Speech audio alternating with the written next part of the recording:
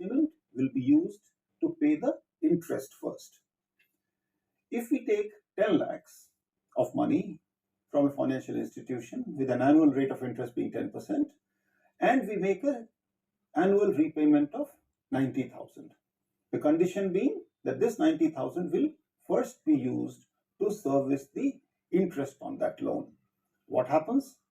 Here is a table which tells us that at the end of year 1, the principal on which the interest is going to be counted is 1,000. We are always talking in terms of thousands. So the interest that accrues on this amount is 100 and the repayment is only a 90. So now this 90 being less than this 100 obviously means that the principal at the end of the second year becomes this 1,000 plus this interest which accrues minus the repayment which has been made, and 1,010. And this 1,010 will attract an interest of 101 in the next year. And since we are making an equal payment of 90 all the time, we find that the principal is always increasing. And therefore, the interest accrued is also increasing. And therefore, we are in a situation that the loan can simply never be repaid. Even though we are repaying a certain amount of money every time, the condition being that the repayment is being used for the interest servicing first simply means that unless we at least clear this interest, there is no way that the principal is going to go down. So that is one condition that we have. So this was one case. Now we come to a second. The payment is 110,000. So in that case, if we look at the same table, now what we are doing is we are paying 110. So we find that the principal is gradually reducing, and at the end of say 25-26 years, we have been able to service this loan. So I'm leaving out the spreadsheet kind of calculation to you to do as an exercise. You can change these values and try to come up with your own numbers. And let me repeat this exercise with a different amount of repayment annually. Let's try to make it 120K. And then we find that we are able to service the loan in about 19-20 years. So this really shows that if the condition was that the repayment will be used to service the interest first, the obvious thing is that the repayment amount should be at least equal to the interest that the loan attracts in a given year. And after that, so long as that is met, if we keep on increasing the amount of repayment being made, the time it takes to repay the loan could be reduced. Now, instead of the repayment being used to pay the interest, if the condition was that it will be used to pay the principal first, then let's try to see what happens to the numbers. So if we have the same conditions, 10 lakhs of money borrowed, 10% of interest applicable, and the yearly payment is made for 90,000 as before, we find that we are able to service the loan in about 19-20 years. But this is again a very simplistic example, because what we are saying is that this 90 is being used to reduce the principal all the time, and the interest is calculated only on the principal of that particular year, and this interest does not attract any interest. So if these conditions are what are operating, then yes, we can at this point say that, well, the sum of all the interest up to this point is 506, and in order to service this 506 without any interest being accumulated in this period, we are able to clear the loan. So these are some simple assumptions that we are making. Of course, they are not realistic at times. The moment we introduce more complications, you need to go back to the spreadsheet and try to do your own calculations. Now, instead of 90,000, if we were to use the example of 110, which we also did last time, we find that we are able to complete the payment in 15 years. And moving forward, if we were to pay 120, then the loan can be serviced in 13 years. Now let us look at a situation where the repayment is adjusted partly for the principal and partly for the interest. What we've done so far is that whether it was 90,000, whether it was 110,000 or 120,000, that money was used to either pay the interest that was accruing or to reduce the principal. It was a 0, 1. Now let's try to obviously combine the two and try to see that if partly it was used for the principal and partly for the interest, then how much time does it take? So for that, the first example is we take 50-50, that is 50% of the repayment is adjusted for the principal and 50% for the interest. So this is what is happening in this case. We have a principal of 1,000. We pay back 90, out of which 45 is counted towards the principal and 45 towards the interest.